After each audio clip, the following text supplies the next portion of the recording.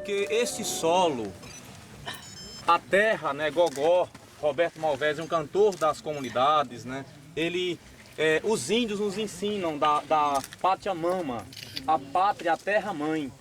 E esta terra, nesse tocar a mão nesse solo, é lembrar pra gente que esta terra é terra mãe, mas desta terra também sai vida. Porque o sangue aqui derramado, ele ajudou o Brasil a abrir para que a gente pudesse hoje estar reunido, não ter policial nos vigiando, para que a gente pudesse hoje falar, ter o direito de falar, ter o direito de ouvir. Não é ainda o Brasil que a gente quer, mas foi um sinal. E como dizia Paulo lá na praça, aqui agora, Buriti Cristalino e tantos outros lugares que nossos irmãos, companheiros derramaram o sangue, é força para que a vida possa continuar. Por isso eu pedi que a gente tocasse nesse solo. E como dizia Roque, porque que eu tinha de dizer alguma coisa, um relato de como foi, porque nessa época, há 39 anos atrás, eu trabalhava nas organizações das comunidades eclesiais de base e em 71 viajava esse município, era inclusive Ipupiara, que pertencia à paróquia de Brotas e à parte de Oliveira dos Brejinhos, e acompanhei um pouco toda essa trajetória, o exército quando chegou, e quando a gente ia visitar a comunidade passava. E aconteceu que no dia que já foi muito falado isso. Primeiro, houve o grande massacre no Buriti Cristalino, em 28 de agosto. O povo ainda tem, eu juro que tem pessoa que ainda tem dentro da memória, que ainda vai voltar essa ditadura. Tem pessoa que não, parece que não tira isso. Eles chegaram e pegaram na garganta dele e meteram um punhal. No preto. No Plínio. Preto. Na preta. Cunhado dele. Pra eles mostrar a casa aí. Sim. Daí eles pegaram ele e levaram para casa do Rosalvo. Você lembra? A casa ali. Sim. Lá sujegaram ele na parede, por dentro tudo para tremer. Mas e antes disso, eu estava ali dentro daquela roça bitruchera, batendo um fuzil aqui. Nas costas. Nas costas. Doía que chega a sair aqui, olha. Aí chorando na final da minha mãe, ô, não mata meu filho, não mata meu filho, deixa meu filho. Ah, cala a boca, velha! Puxaram tudo pra aqui, Santa tinha uma menina aqui hoje, tá assim, O Giguinho atendeu pra frente quando eu vi o pau comeu. Arrebei a perna aqui. Pro lado esquerdo aqui, ó. A bala entrou na mancha do peito, cortou as costelas, saiu na polpa, o fato sentou tudo no chão, só ficou pegado na garganta. Aí o fato ficou tudo no chão, o jegue saiu arrastando, cai aqui, cai acolá, e eu caminhei pra riba dele. O jegue caiu na entrada assim, pegou o carreiro que eu vim. Aí, quando eu estou discutindo mais esse, até o pernambucano, quando eu olho para frente, ele diz, riba sua camisa aí, você estava dando camisa aqui? Eu digo, não. Eu estava trabalhando, vendo serviço agora. Ele diz, não, você estava. Não estava, não. Ele não estava dando camisa aqui, não. Eu estava cuidando da minha obrigação. E eu posso lhe mostrar lá. Eu digo, o animal está arrastando as tripas aí, ó. Vocês podem olhar aí que vê o carreiro de sangue aí. Aí, vim mais eles, vinha um paraibaninho, um mineirinho, de vez em quando, fuzil nas costas. Fuzil nas costas. Me espiando, me especulando tudo. Eu estava dando comezaquinha fora de hora, mas não era hora de vir na estrada. Eu digo, moço, eu estou cuidando da minha obrigação. Eu trabalho aqui que eu posso mostrar o seu depósito que eu trabalho aí, né? Não, chegou no rio, acho que tem ali pertinho. Ele diz, moço, você vai dizer que está dando de comezaquinha, então você vai morrer. Roberto foi atirado aqui fora. lá dentro. Lá dentro. Atirado pela parede. Tava um rombo aí. Daqui nós via tudo. Tava um rombo na parede. Daí eles pegaram aqui, pegaram o Antoniel lá dentro, em pé. Aquele delegado da Brota, você lembra? O Reu, como chama Rei, né? Reu. Tava com ele aqui, seguro, encostado. Lá ele, acho que afobou, ele açoitou aqui na carreira aqui. Eles rodearam aqui. Da casa de Manuel, eles queimaram ele na volta.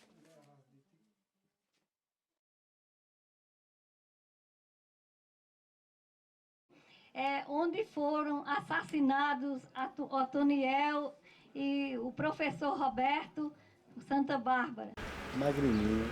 Tava completando uns 12 anos, 11 anos é alguma coisa, que ele é mais velho que eu, 2 anos e meio mais ou menos. Não tinha 12 anos completo ainda, né? 11 e pouco, aquele menino, pálido. Não tinha mais choro.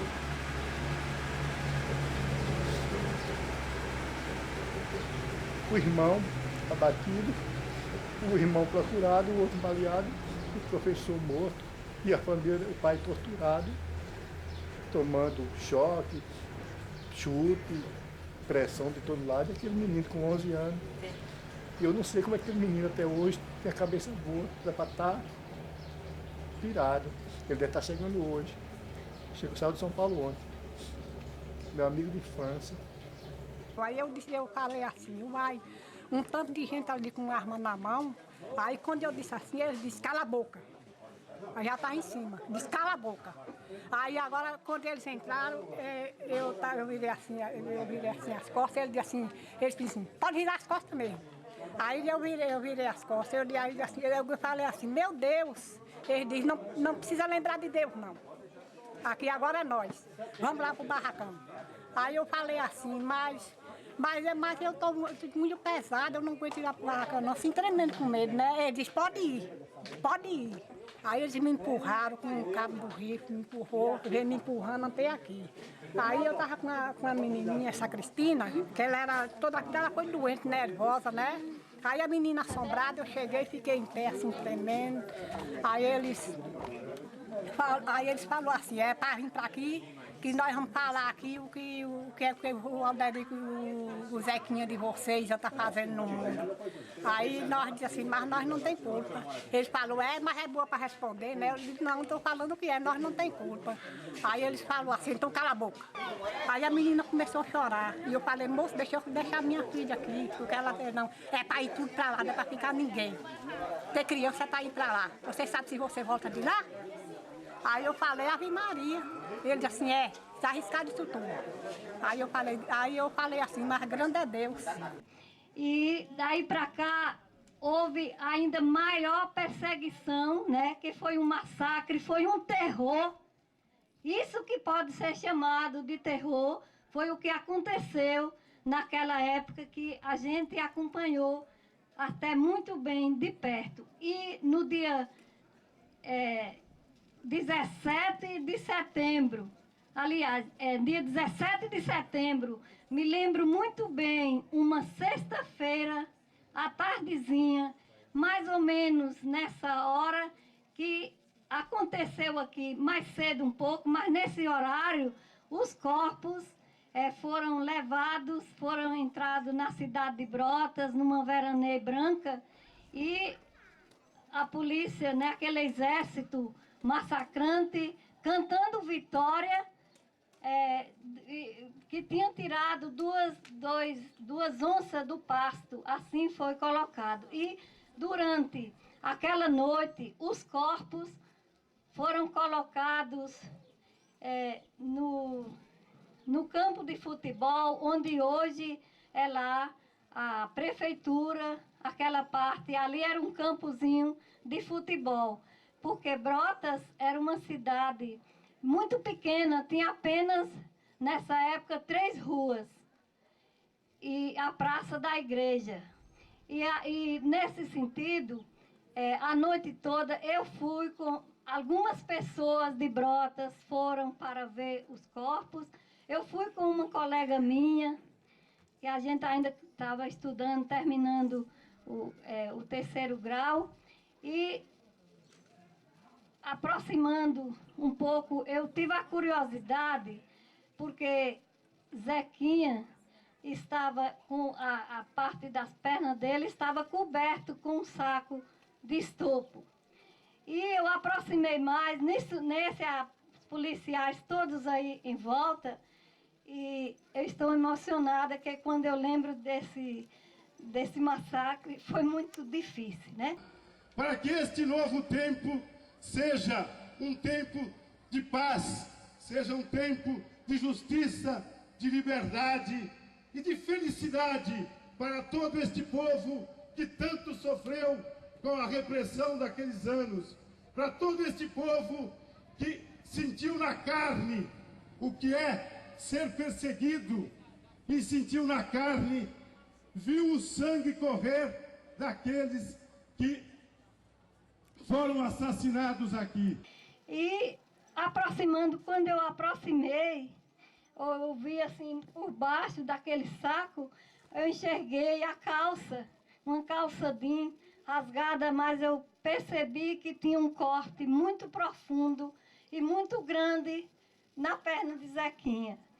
E nesse momento eu chamei a colega para ela aproximar, para ela perceber, e ela não teve nem coragem por causa de tanta gente, de tantas polícias ao redor, e ainda eles pisando, uma covardia imensa, que depois de mortos os corpos, ele pisava na cabeça, sacudia para lá e para cá, na cabeça de Zequinha, e dizendo, agora, miserável, tu toca mais violão. Esse povo aqui, o senhor com o Zequinha, a Toniese, nós era irmão, era tudo unido.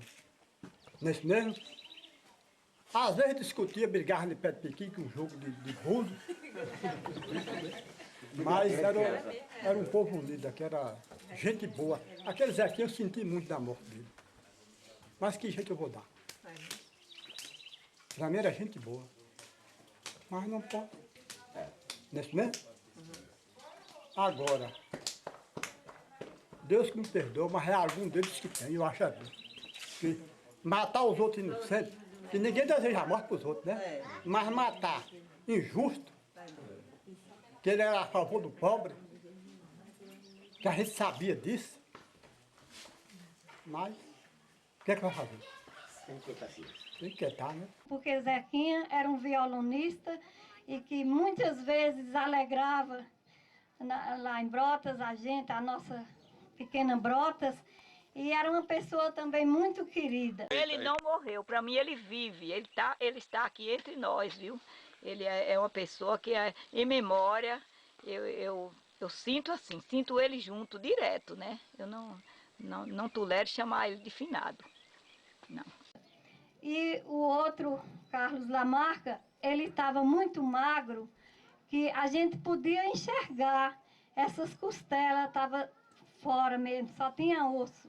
E vários buracos de bala, uma no peito, outra aqui, vários buracos de bala nele. E no outro dia, cedinho, como eu fazia esse trabalho de organização de comunidade, eu tinha já de há tempos marcada uma reunião na comunidade do Vanique, para lá de Pupiara, e passei aqui, não tinha aquela outra estrada, a estrada era essa mesmo que a gente veio. E quando passava aqui sábado cedinho, estava já algumas pessoas, tinha jornalista lá, e eu aproximei, parei o carro, o motorista ainda estava assim meio com medo, porque foi um tempo de muito medo, como em várias falas todo mundo já disse.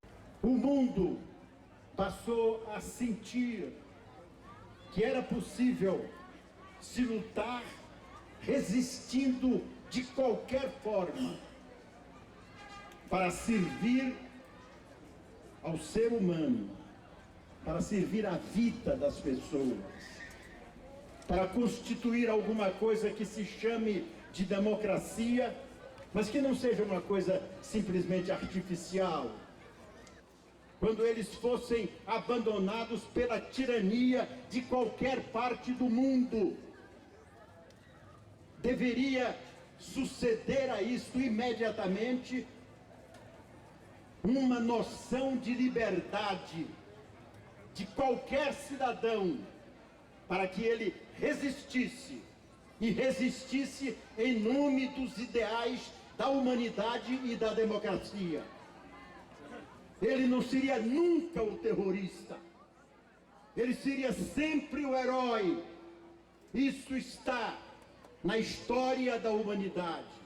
O herói que não admite que se curve a espinha dorsal pela humilhação e pela violência e pela opressão das mulheres, dos homens, dos jovens, das crianças.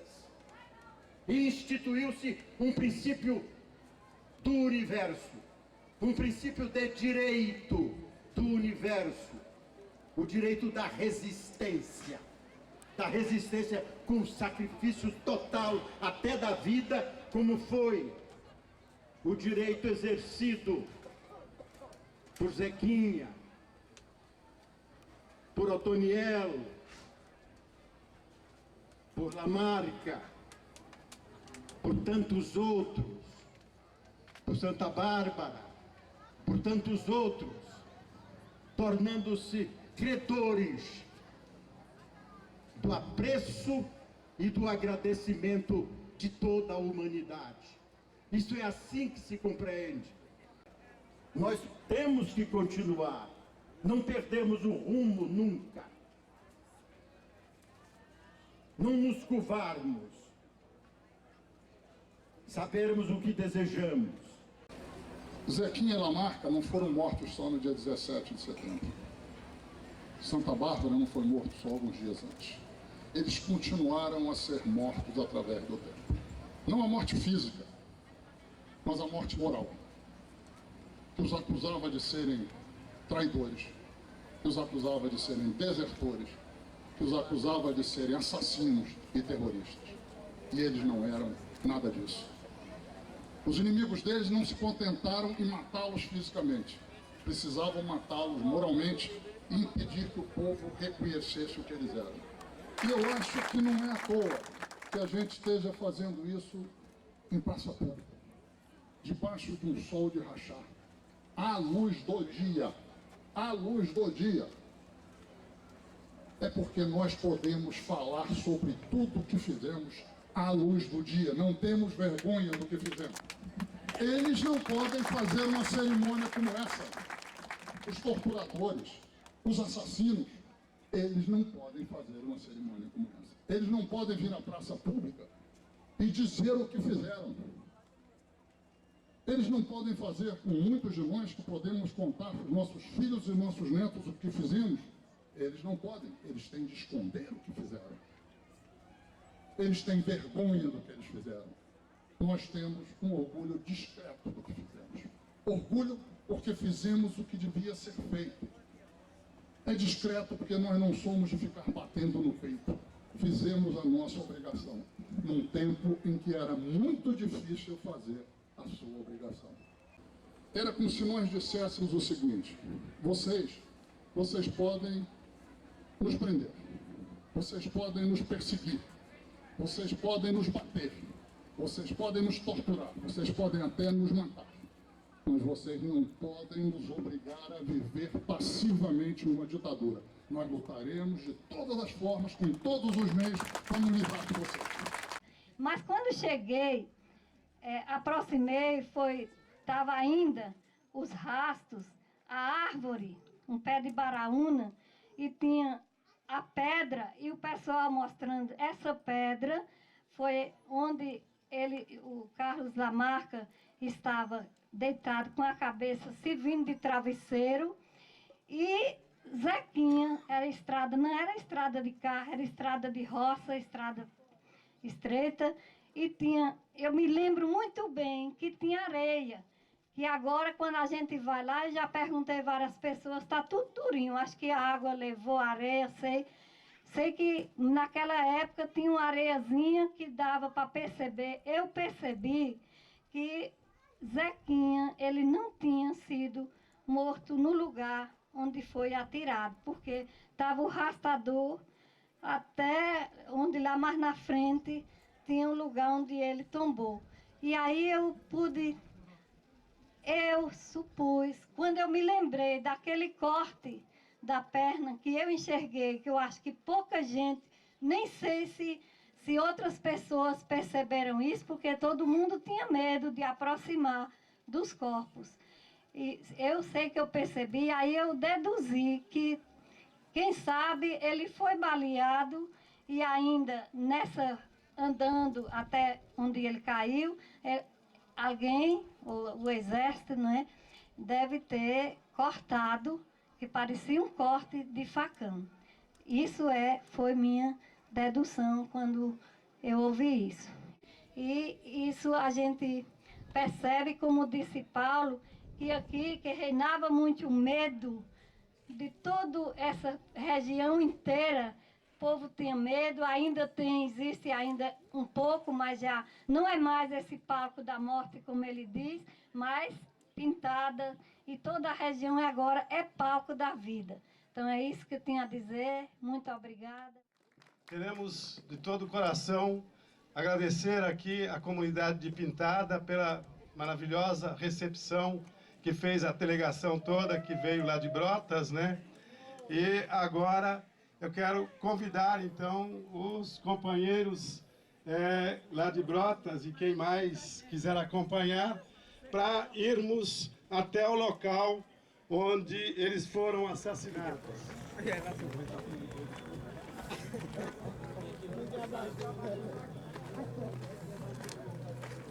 Esse é o museu agora está?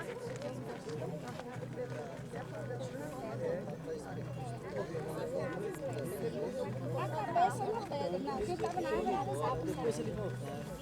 Zequinha que susto na árvore. Ele estava na marca, estava com a cabeça na pedra.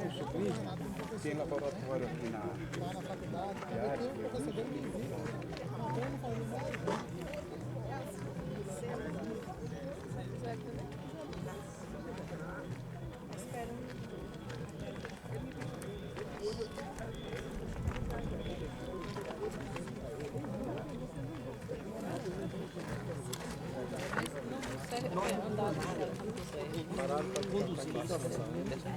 Ele me disse.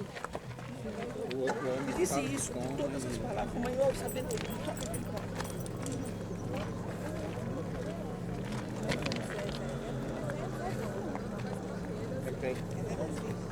De quê?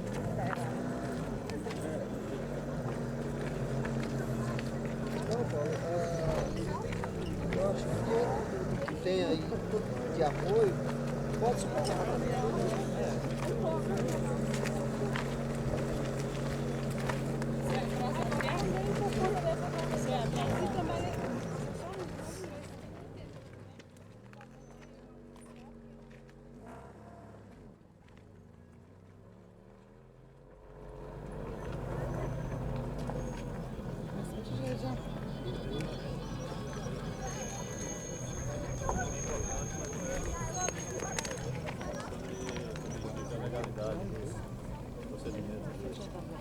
É uma mulher do Tribunal de Contas do Estado e o Tribunal de Contas do Rio